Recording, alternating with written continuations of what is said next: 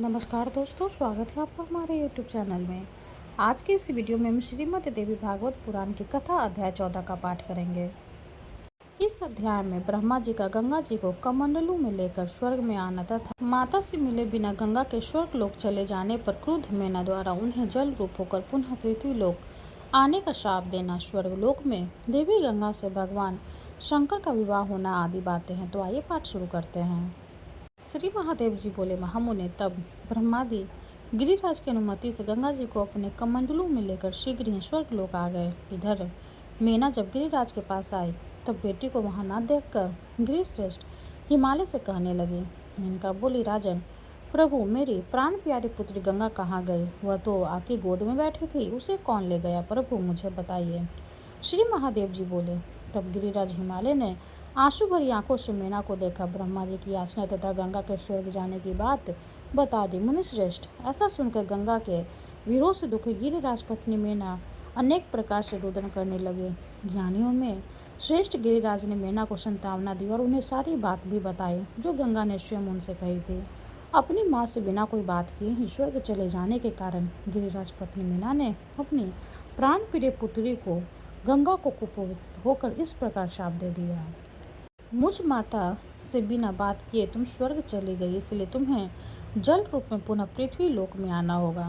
नारद इस प्रकार हिमवान की पत्नी मैना शाप देकर भवन में चली गई और गिरिराज हिमवान भी उनके साथ चले गए। महामते, इधर स्वर्ग लोक में गंगा को धारण देवगण अत्यंत उल्लासपूर्वक उनके विवाह संबंधी मांगलिक क्रियाएं करने लगे। तदनंतर प्रसन्न मन ब्रह्मा जी ने शिव जी को आदरपूर्वक बुलाने हेतु नारद जी को कामरूप महापृष्ठ भेजा। नारद जी के काम रूप में जाकर भगवान शिव को योग भाषण में संलग्न एवं ध्यान मगन देखा।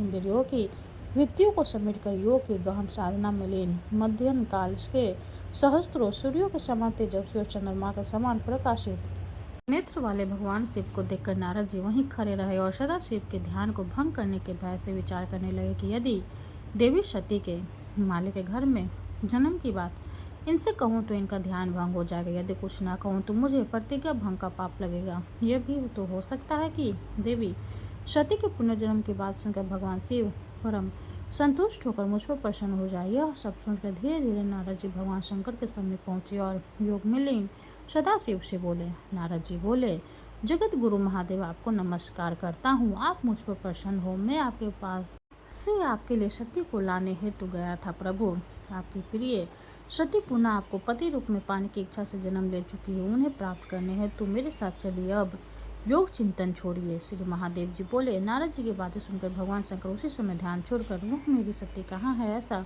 कहते हुए स्थित हो गए। तब नारद जी ने उन्हें बताया, प्रभु, भगवती सती अपने अंश रूप से हिमालय की सुंदर नेत्रों वाली बेटी के रूप में गंगा के नाम से जन्मी है। उन्हें सभी देवताओं के साथ ब्रह्मा जी स्वर्ग ले आए हैं और आपको प्रदान करना चाहते हैं। इसी निमित्त मुझे भेजा गया है, अतः आप मेरे साथ चले और अपनी रमणीय पत्नी को प्राप्त करें।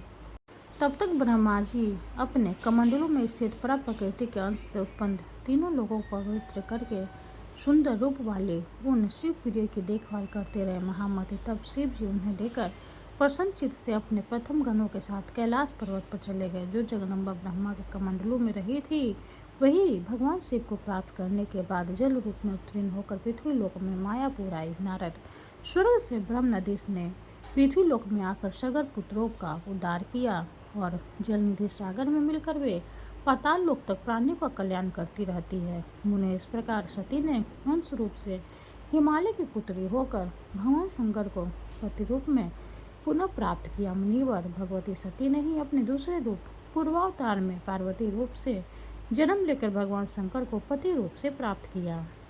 इस प्रकार श्री महाभागवत महापुराण के अंतर्गत श्री महादेव नारद संवाद में गंगा विवाहन वर्णन नामक 14वां अध्याय पूर्ण हुआ। माता रानी की जय हो। अब हम दुर्गा माँ की आरती करेंगे। जय अम्बे गौरी मैया, जय श्यामा गौरी, तुमको निश दिन ध्यावत मैया जी को निश दिन ध्यावत, हरि ब्रह्मा शिवरे।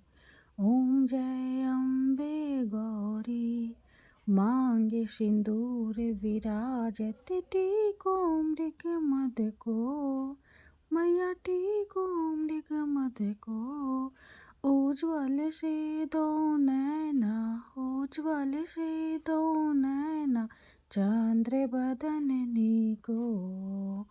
ओम जय अम्बे गौरी, कनक समान कलेवरे, रक्तांबरी राजे, मैया रक्तांबरी राजे। रक्त पुष्प गले माला, रक्त पुष्प गले माला, कंठन पर साजे।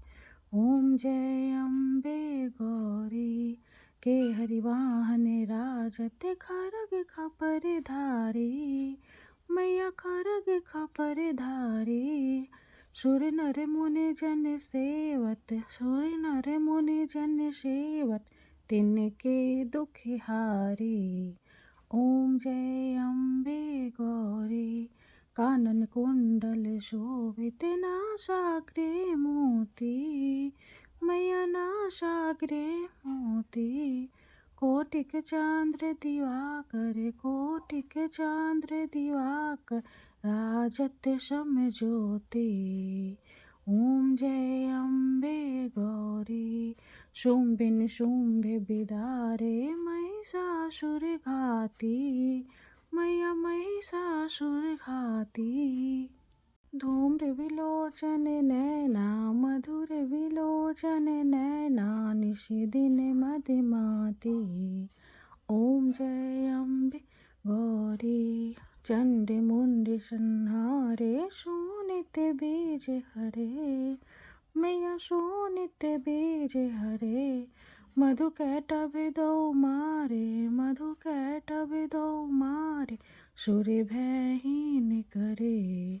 ओम जय अम्बे गौरी, ब्रह्मानी रुद्रानी, तुम कमला रानी, मैया तुम कमला रानी।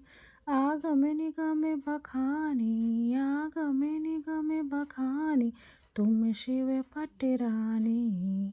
ओम जय अम्बे गौरी, 64 योगिनी गावत, नित्य करत भैरो, मैया नित्य करत भैरो। बाजत ताल मृदंगा, बाजत ताल मृदंगा, आरु बाजत डमरू। ओम जय अम्बे गौरी, तुम ही जग की माता, तुम ही हो भरता, मैया तुम ही हो भरता। भक्तन की दुख हरता, भक्तन की दुख हरता, सुख संपत्ति करता। ओम जय अम्बे गौरी, भुजाचार्य अति शोभित, वर मुद्राधारी, मैया वर मुद्राधारी। मन वांछित फल पावत, मन वांछित फल पावत, सेवत नर नारी। ओम जय अम्बे गौरी, कंचन थाल विराजत, अगर कपूर बाती, मैया अगर कपूर बाती। श्रीमाल के तुम राजत, श्रीमाल के तुम राजत, कोटि रतन ज्योति। ओम जय अम्बे गौरी, श्री अम्बे जी की आरती, जो कोई नर गावे, मैया जो कोई नर गावे। कहत शिवानंद स्वामी, भजत शिवानंद स्वामी, सुख संपत्ति पावे। ओम जय अम्बे गौरी। माता रानी की जय हो। वीडियो अगर अच्छी लगे तो लाइक कर दे, चैनल को सब्सक्राइब कर दे। धन्यवाद।